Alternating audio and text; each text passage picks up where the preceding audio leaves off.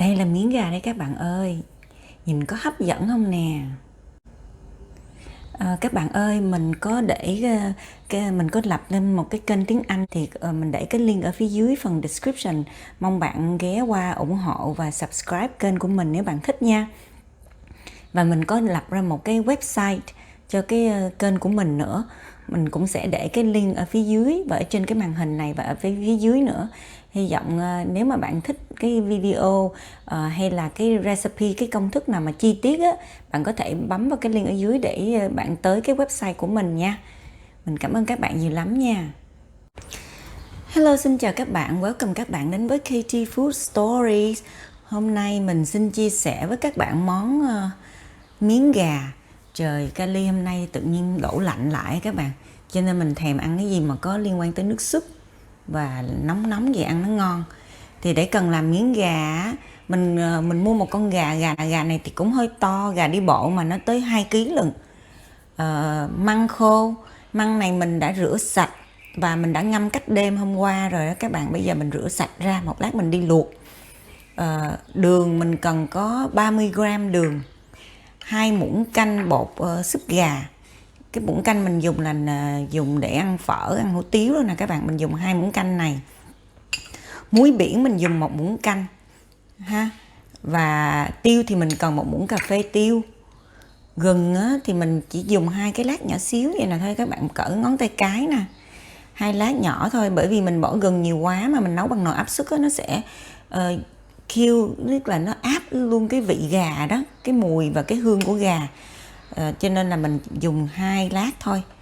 Còn hành tím thì hành tím, hành hương, hành khô á, mình dùng một củ to lắm, và thêm một củ hành trắng nữa. Mình cần tàu nè, hành lá, nhưng mà hết chỗ nên mình không có để đến đây. Hành lá, cái đầu hành lá nè. Và đây là miếng của Đài Loan, hiệu Đài Loan, mình mua của hiệu Đài Loan ha. Và bây giờ mình bắt đầu vào làm nha các bạn, vào bếp nha. Và bây giờ mình bắt đầu nấu nha các bạn. Mình nấu bằng nồi Instant Pot cho nó nhanh ha. Gà mình mua về mình nhớ rửa bằng rượu và muối cho thiệt kỹ nha các bạn. Và bây giờ mình sẽ bỏ gia vị vào đây. Mình bỏ đường phèn vào đây ha. Bạn không có đường phèn, bạn bỏ đường trắng cũng được, đường cát á. Bột súp gà, muối, tiêu hột mình bỏ vào đây mình hầm thì nó sẽ thơm, nó không có bị cay đâu, đừng có lo nha. Gừng, hành củ. Và mình chế nước vào đây cho tới cái nút này nè, nó để chữ max nè, đừng bao giờ bỏ chế qua cái chữ max giùm cho mình nha. 2/3 của cái nồi. Rồi mình chế nước lọc vào đây ha.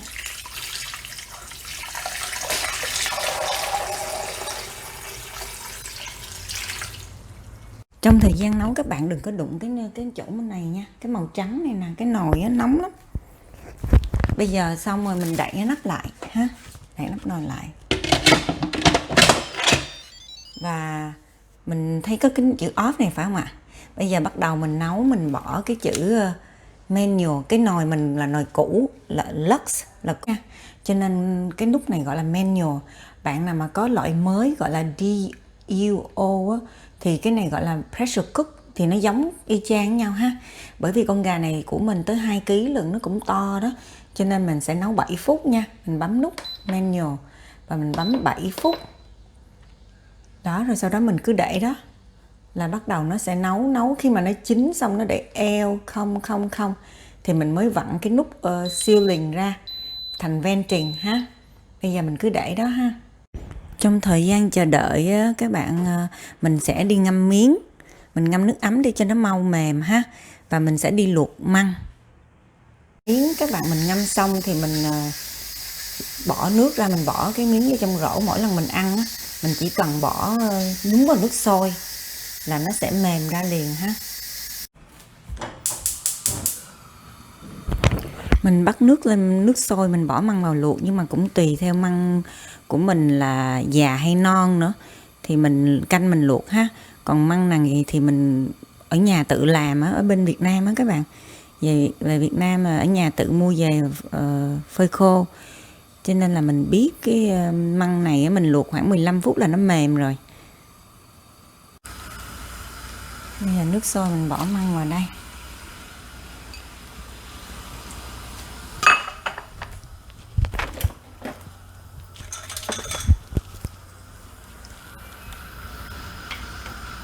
Luộc 15 phút cho nó mềm nha.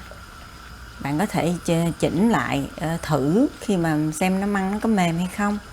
Rồi mới lấy ra, mới rửa lại nha. Cũng rửa lại thêm nước trước khi đổ nước này ra. Đổ nước này ra xong rồi mình phải rửa lại nha trước khi ăn á. Trong thời gian chờ đợi á, thì mình sẽ phi hành tím á, hành khô á các bạn. Bỏ vào đây một muỗng canh cho tới 2 muỗng canh. Và mình bỏ hành tím vào đây mình phi. Bỏ vào cái nồi nước lèo nó sẽ thơm, rất là thơm ngon.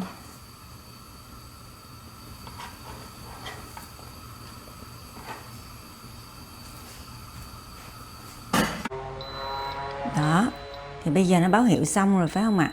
Bây giờ mình sẽ mở cái nút đây cho các bạn xem. Mở cái nút này nè, sealing nè, giờ mình sẽ cho qua venting nha. Đó. Và khi mà bạn thấy cái nút đỏ này nè, nó thấp, nó lún xuống, nghĩa là mình mở cái nút này ra được ha. Nếu mà cái model mới của bạn có thể cái nút này màu trắng, còn của mình màu đỏ. Khi nào nó lún xuống nghĩa là mình mở cái nắp ra được. Bây giờ mình đợi nha. Trong thời gian mình chờ đợi thì mình sẽ chuẩn bị một cái thau to, bỏ đá vào đây. Để khi mà gà xong á, mình bỏ gà vào đây để mình ngâm để cho nó, cái da gà nó không có bị, thịt gà nó không có bị đen á nha các bạn. Rồi bây giờ cái nút này nó lún xuống nữa các bạn. Bây giờ mình mở cái nắp nồi này ra nha. Nè, nhìn gà nó ngon lắm luôn các bạn. Nè, mềm, ngon lắm. Bạn có thể thử. Và nếu mà bạn không thích mềm mà hay là thích mềm hơn thì bạn có thể điều chỉnh theo cái khẩu vị của gia đình nha. Đó, mình cho các bạn xem. Ngon lắm luôn á. Thịt ngon lắm. Bây giờ mình để cho nó nguội chút rồi mình mới cắt ra nha. Bây giờ mình sẽ nêm nếm lại cái nồi nước lèo. Bởi vì nồi nước lèo bây giờ nó không có còn nhiều nước á. Mình sẽ chế nước cho đây thêm nha.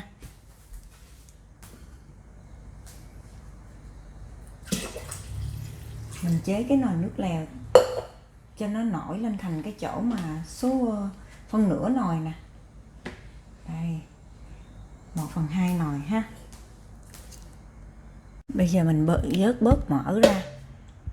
Và mình sẽ bỏ hành phi nãy mình phi á.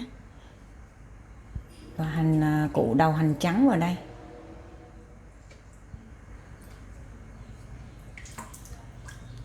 Và bây giờ bạn có thể nêm nếm theo cái khẩu vị của gia đình bạn nha. Bỏ bớt mỡ ra. Mình lấy luôn cái củ hành này nè, lấy ra. Đây, đầu hành trắng.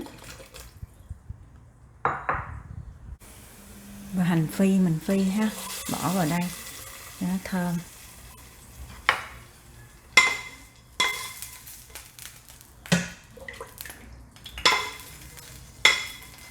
Hành phi mà thiếu cái món này mà thiếu hành phi bỏ ở đây là nó mất đi một cái hương vị á các bạn. Cho nên là nhớ phải bỏ một ít hành phi vào đây ha. Ta-da! Và đây là thành phẩm của mình đây các bạn ơi. Miếng gà nhìn có hấp dẫn không nè. Các bạn thấy cái nó bốc khói không nè, nghi ngút khói luôn á. Thơm phức luôn cả nhà ơi. Bây giờ mình ăn thử cho các bạn xem nó ngon như thế nào nha. Các bạn ơi, mình có lập lên một cái kênh tiếng Anh để dành cho bạn nào mà thích nghe tiếng Anh và có thể là bạn không nghe được tiếng Anh á, thì mình để cái link ở phía dưới phần description. Mong bạn ghé qua ủng hộ và subscribe kênh của mình nếu bạn thích nha. Và mình có lập ra một cái website cho cái kênh của mình nữa. Mình cũng sẽ để cái link ở phía dưới và ở trên cái màn hình này và ở phía dưới nữa. Hy vọng nếu mà bạn thích cái video hay là cái recipe, cái công thức nào mà chi tiết á, bạn có thể bấm vào cái link ở dưới để bạn tới cái website của mình nha. Mình cảm ơn các bạn nhiều lắm nha. Đây các bạn ơi, ăn cái này mà với một chén nước mắm. Và không quên cái món ớt sa tế. Không biết các bạn đã làm cái món ớt sa tế này chưa ạ? Đây, mình bỏ một muỗng cà phê vô đây thôi. Và mình chấm ăn rất là ngon luôn á. Nói mà mình thèm luôn á. Mình ăn thử, mình húp nước, trước hết mình húp nước lèo cho các bạn xem nè. Nước lèo trong veo à, ngon lắm. Wow, nước lèo thơm mà đậm đà ngon lắm các bạn. Nếu mà bạn nào thích ăn đậm đà hơn nữa thì cho thêm muối nha. Làm thêm cái khẩu vị của gia đình bạn nha. Món này không thể thiếu hành phi nè. Mình bỏ vô đây hành phi nè. Măng ngon lắm các bạn ơi. Bây giờ mình ăn thử một miếng nha.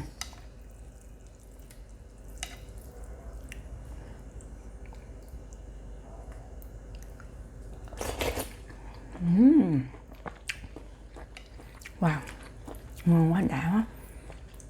Giờ chấm miếng gà vô nước mắm nha.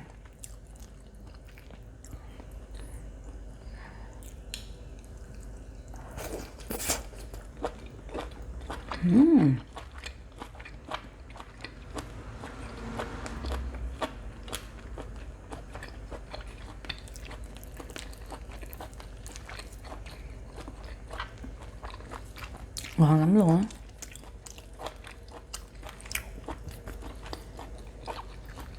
Nghe thơm, thoang thoảng cái vị gừng rất là nhẹ. Và có cần tàu vô nữa. Rất là ngon.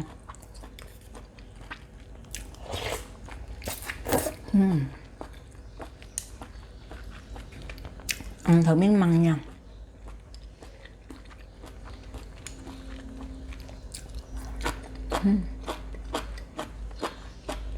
Wow, ngon á. Măng này á, bạn nào mà không thích cái nước lèo mà nó bị ngà ngà á thì không có nên bỏ vô trong cái nồi nước lèo. Mình luộc, lúc mình luộc mình bỏ thêm tí xíu muối. Và khi mình ăn á, và xin lỗi, mình luộc xong mình rửa sạch và mình để đó, khi nào ăn á thì mình bắt một cái nồi nhỏ rồi mình bỏ nước lèo và mình bỏ măng vô. Còn không mình bỏ khi nào trụng miếng nè mình mới bỏ cái măng lên, chứ mình bỏ vô cái nồi nước lèo nó sẽ bị ngà, gọi là nó chuyển màu á.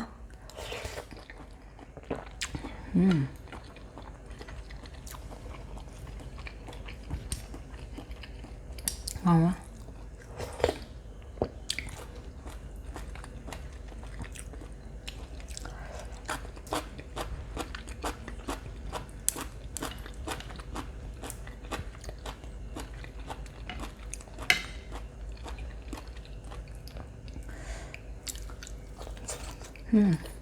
Ôi là tới ngon ghê.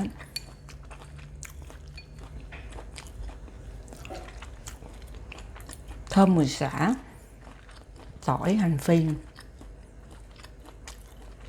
và một chút ghiền của riềng. Ngon quá, ngon không ngừng miệng luôn á.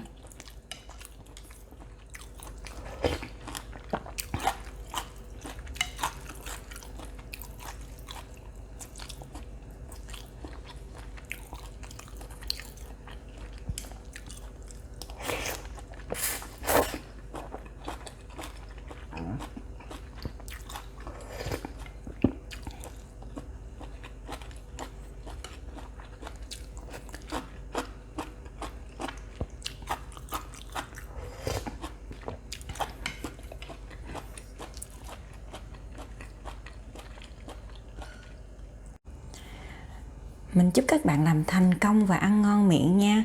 Nếu các bạn thích mình làm món gì hay là có thắc mắc gì, xin để comment ở phía dưới, mình sẽ trả lời nhanh nhất có thể nha. Và nếu mà bạn mới vào kênh của mình mà xem, bạn thích video này, xin bấm nút subscribe, like và share, chia sẻ với gia đình và bạn bè nha. Thank you for watching. Bye bye, see you next time.